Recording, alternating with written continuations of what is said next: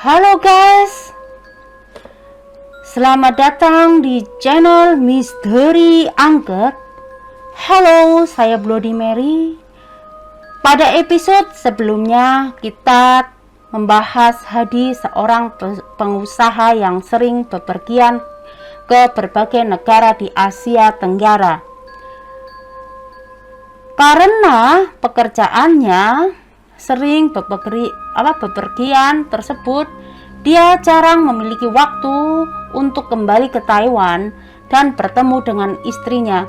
Selama Hadi bekerja di negara-negara lain, dia juga suka berkenalan dengan berbagai gadis. Suatu kali ketika dia berada di Kamboja, dia bertemu dengan seorang gadis cantik dari Asia Tenggara bernama Amara yang menawan hatinya sepenuhnya.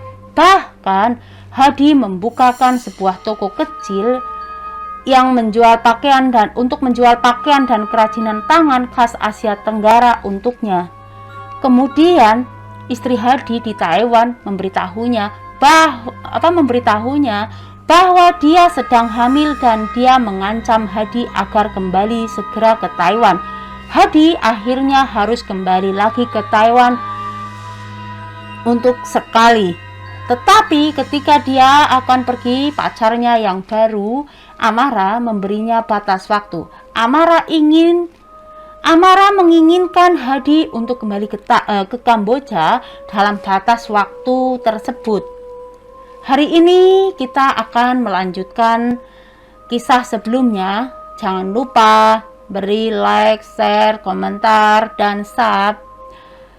Kisah berikut telah diadaptasi, dan untuk kenyamanan semua orang untuk memahaminya, saya akan menggunakan orang pertama untuk menceritakannya.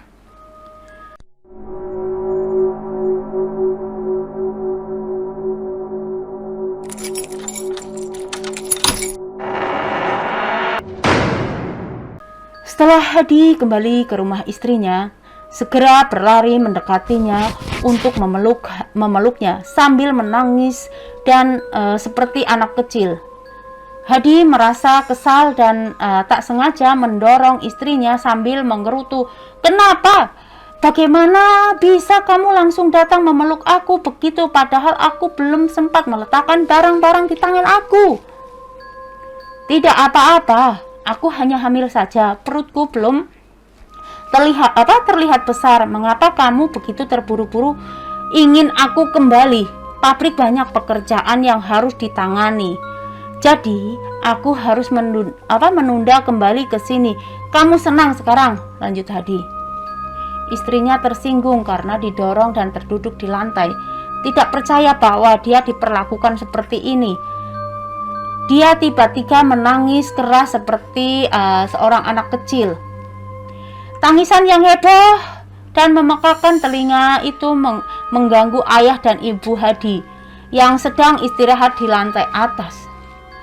Keduanya keluar dari kamar pelan-pelan keluar dari kamar tergesa-gesa, tetapi hati-hati turun tangga ingin melihat apa yang terjadi. Dan akhirnya adegan konyol dimulai. Suami yang putus asa dan tidak sabar, istri yang menangis histeris, tersenduh-senduh. Kedua orang tua berusaha meredakan situasi demikian. Hari pertama Hadi kembali ke Taiwan berakhir seperti ini. Kemudian setiap harinya berikut, istri Hadi selalu menempel Hadi seperti permen yang lengket. Bahkan saat pergi ke kamar mandi, Hadi, jangan terus menatap aku seperti itu. Aku jadi tidak bisa kencing nih. Jujur saja, saat pertama kali jatuh cinta, istri Hadi mengikuti Hadi seperti ini, dan kebetulan Hadi sangatlah menyukai komunikasi seperti ini sehingga keduanya cocok. Tetapi sekarang yang disukai Hadi adalah Amara yang penuh semangat, berjiwa bebas, dan penuh mencintainya, dan cinta istrinya yang tidak sehat dan mendesak membuat kehabisan napas dan ingin melarikan diri. Istri Hadi meminta Hadi untuk menemaninya melihat bekal setelah kelahiran calon bayinya sebentar. Kemudian meminta Hadi untuk menemaninya mendekorasi kamar bayi, menggantikan wallpaper, menggantikan karpet, menggantikan gorden, menggantikan sofa. Padahal semua itu adalah upaya menahan Hadi dengan berbagai alasan dan tidak ingin dia pergi ke luar negeri. Sebentar lagi, hampir 1 bulan semakin dekat dan Hadi masih bingung, belum bisa memikirkan alasan untuk kembali ke Kamboja sendirian. Aku tidak peduli lagi. Hari terakhir aku pasti harus kembali. Aku tidak tahan lagi. Aku harus berbicara jujur dengannya. Aku tidak ingin lagi menyembunyikan segala sesuatunya. Hadi membuat keputusan di dalam hatinya. Namun, saat mencapai hari terakhir ketika Hadi diam-diam menyiapkan barang-barangnya untuk pergi, dan dia tiba-tiba dipeluk dari belakang oleh istri Hadi. "Kemana kamu akan pergi? Apakah kamu lupa hari ini adalah hari apa?" "Hari apa ini?" "Hari ini adalah..." "Sialan, hari ini peringatan pernikahan kami. Tidak mungkin. Apakah kebetulan seperti ini? Aku terlalu ceroboh." Hadi mengumpat dalam hatinya. "Di pabrik terjadi kekacauan besar. Aku harus kembali. Jika tidak, pabrik akan jatuh ke tangan orang lain," kata Hadi untuk mencari jalan keluar dari situasi sulit ini. Dia sembarangan menciptakan sebuah kebohongan untuk mencoba mengelabuhinya. Pada saat itu, istri Hadi mengeluarkan sebilah pisau buah dari belakang sambil berkata, "Jika kamu pergi, aku akan bunuh diri di depanmu." Ia menunjukkan dengan memegang pisau dan dengan kedua tangannya seolah-olah akan menusuk perutnya sendiri. Meskipun Hadi berpikir bahwa hasil terburuk adalah pertikaian, dia tidak berpikir untuk membunuh siapapun. Jadi dia segera menasihati istrinya, "Jangan lakukan ini, letakkan pisaunya dulu." Istri Hadi bertanya dengan sedih, "Hari ini hari apa? Tidak bisakah kamu tinggal bersamaku? Hari ini tidaklah kamu ingin menyerahkannya padaku?" Setelah berbicara, dia mulai menangis dan pisaunya dipegang oleh tangan kirinya. Melihat kesempatan itu, Hadi langsung melangkah ke depan untuk merebut pisau dan memanfaatkan kesempatan itu untuk memeluk istrinya dan menghiburnya. Setelah lama menghibur, istri saya telah lelah, haus, dan ingin minum air. Hadi bergegas menuangkan air untuk istrinya dan juga menambahkan beberapa bubuk obat tidur ke dalam minuman istrinya. Tak lama kemudian istri Hadi pun tertidur. Hanya saja setelah semua masalah ini, saya ketinggalan pesawat dan harus memesan ulang tiket penerbangan. Tapi untuk sampai ke Amara, aku harus pindah pesawat dan kapal. Ini sudah lewat tengah malam. Kupikir seharusnya tidak apa-apa. Amara hanya terlalu mencintaiku, jadi dia sengaja membuat masalah batas waktu.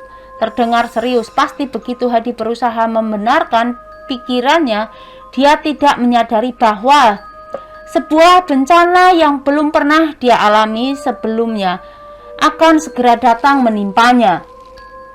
Setelah memberikan obat tidur pada istrinya hingga tertidur, Hadi segera bergegas menuju bandara dengan mobil dan naik pesawat pada penerbangan terdekat sekitar 2 jam penerbangan. Dia tiba di wilayah transit hampir tengah malam. Sayangnya pada hari itu hujan deras menyebabkan satu pesawat keluar landas sehingga bandara ditutup, tidak ada kemungkinan untuk transit. Akibatnya dia harus menunggu sampai keesokan harinya. pagi untuk dapat melanjutkan penerbangan, sehingga dia harus menunggu lebih lama untuk bertemu dengan Amara. Sepertinya malam ini aku harus tidur di bandara. Hadi mencari kursi yang terlihat nyaman untuk duduk dan menutupi dirinya dengan jaket untuk persiapan untuk bersiap-siap tidur sejenak. Tidak tahu berapa lama dia tertidur, Hadi mulai merasa perutnya sangat kembung. Awalnya Hadi tidak menganggapnya serius, berpikir bahwa saya tidak bisa beradaptasi dengan makanan di pesawat, jadi saya sakit perut. Tapi rasa sakit ini semakin bengkak dan semakin sakit. Di saat yang sama sampai aku tidak tahan lagi. Hadi kesakitan, sakit sekali sampai jatuh tersungkur sambil memegang perutnya di dalam bandara sambil berteriak histeris karena sakit yang belum pernah terjadi sebelumnya. Pihak bandara segera memberitahu petugas keamanan dan ambulan bersiap untuk mengirim Hadi ke sebuah rumah sakit setempat. Hadi menjerit dan berteriak di dalam ambulan, bahkan mulai muntah darah. Petugas ambulan tidak punya pilihan lain selain mengikat Hadi di tandu dengan tali agar tidak melukai dirinya sendiri atau orang lain. Sekitar 10 menit perjalanan ambulan tiba di rumah sakit, perut Hadi membengkak seperti ibu hamil yang akan melahirkan. Pada saat yang sama, darah mengucur dari wajah, lubang hidung, mata, telinga, tubuh bagian bawah, serta anus pun berdarah. Situasi mendesak, segera dikirim ke UGD atau unit gawat darurat untuk didiagnosis dan pertolongan pertama. Mengapa perut ini bengkak? Ayo, kirim rongsen. Dokter mengarahkan perawat untuk membuat diagnosis. Tidak lama kemudian beberapa dokter rumah sakit berkerumun di sekitar gambar sinar X, terlihat terkejut dan tidak bisa berkata-kata. Ini apa? Direktur Departemen Darurat, kalian, nyawa kalian dipertaruhkan, kalian masih berdiri di sana dalam keadaan linglung. Apa yang terjadi? Saya mengambil film sinar X dan melihatnya. Saya juga tercengang dan tidak dapat berbicara untuk waktu yang lama. 30 tahun yang lalu teknologi ultrasound belum berkembang seperti sekarang, sehingga masih mengandalkan sinar X untuk interpretasi. Apa yang dilihat oleh para dokter di unit gawat darurat adalah benda berbentuk seperti oval. Perut Hadi dipenuhi dengan benda-benda berbentuk oval seperti kotak makanan dengan ukuran yang hampir mencapai batas maksimum yang dapat ditampung oleh perutnya. Masalahnya adalah bagaimana benda-benda berbentuk oval ini masuk ke dalam perut atau tubuh Hadi. Tidak dapat menyelidiki jawaban atas pertanyaan ini karena Hadi sedang kehilangan darah dalam jumlah yang besar, sehingga harus segera dilakukan operasi untuk mengeluarkan benda-benda berbentuk oval dari perutnya. Ketika dokter menggunakan pisau bedah untuk membuat sayatan pada perut Hadi, apa yang muncul adalah 12 cermin berbentuk oval dengan ukuran seperti kotak makanan, utuh dan berada dengan baik di dalam perut Hadi. Saat ini Hadi sudah meninggal dunia di meja operasi akibat kehabisan darah yang berlebihan, mengeluarkan darah dari 7 lubang bagian bawah tubuh dan anus. Perutnya dibelah. Ada 12 cermin di kantong perut. Karena kejadian seperti ini terlalu tak terbayangkan dan tidak dapat dijelaskan oleh kedokteran atau sains.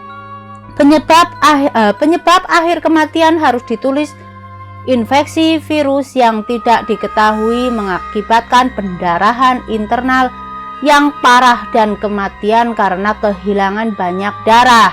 Kabarnya saat itu ada laporan tabloid lokal, namun berita tersebut langsung ditutup-tutupi oleh pihak berwenang terkait dan akhirnya hanya tercatat sebagai kasus kematian di negara asing.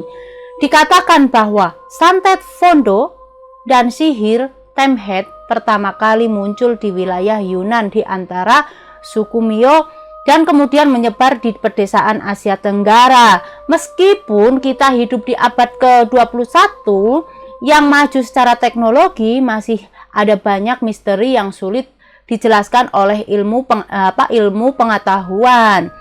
Sebelum mengunjungi wilayah-wilayah ini, sebaiknya lakukan sedikit riset terlebih dahulu. Ketahui lebih banyak tentang budaya atau pantangan setempat dan berusaha untuk berperilaku yang rendah hati agar tidak sengaja melanggar tabu dan jadi sasaran santet atau sihir jahat. Sebenarnya sebelum masuk atau meninggalkan wilayah-wilayah ini, sebaiknya lakukan sedikit riset terlebih dahulu. Lebih baik untuk memahami sedikit tentang budaya atau pantangan setempat sebelumnya. Selain itu, usahakan untuk bertindak dengan rendah hati dan berperilaku yang diskret agar menghindari secara tidak sengaja melanggar pantangan atau tabu dan menghindari resiko menjadi korban santet atau sihir jahat dari orang lain. Dalam hal plot cerita, sebenarnya Hadi dan istri Hadi telah menghadapi masalah dalam hubungan mereka sejak awal. Mereka juga memiliki situasi masing-masing di keluarga asal dan sifat kepribadian mereka sendiri. Pada awalnya, ketika mereka berpacaran, mereka tidak menghadapi dengan baik atau mengatasi masalah secara tepat, bahkan mungkin memilih untuk menghindari masalah. Ketika mereka menikah, masalah-masalah ini hanya menjadi lebih besar dan berdampak pada kedua keluarga mereka karena akan membawa balasan dari kebaikan dan kejahatan, bukan karena tidak akan ada balasan, tetapi mungkin belum waktunya tiba. Mereka yang melakukan tindakan jahat dan merugikan orang lain dengan menggunakan sihir atau praktek kejahatan akan akhirnya menghadapi akibat buruk dan tindakan mereka sendiri. Istri teman saya mengatakan bahwa dia benar-benar melihat foto rongsen perut penuh cermin. Karena sejarahnya panjang, saya benar-benar tidak dapat menemukan foto itu di internet sekarang. Itu saja cerita hari ini. Jika Anda ingin berkontribusi, Anda dapat pergi ke kolom informasi di bawah ini dan mengklik tautan atau berkontribusi. Jika kalian suka dengan channel saya, jangan lupa like, subscribe, dan nyalakan lonceng kecilnya agar tidak ketinggalan video terbaru dari saya. Sampai jumpa lagi, bye-bye.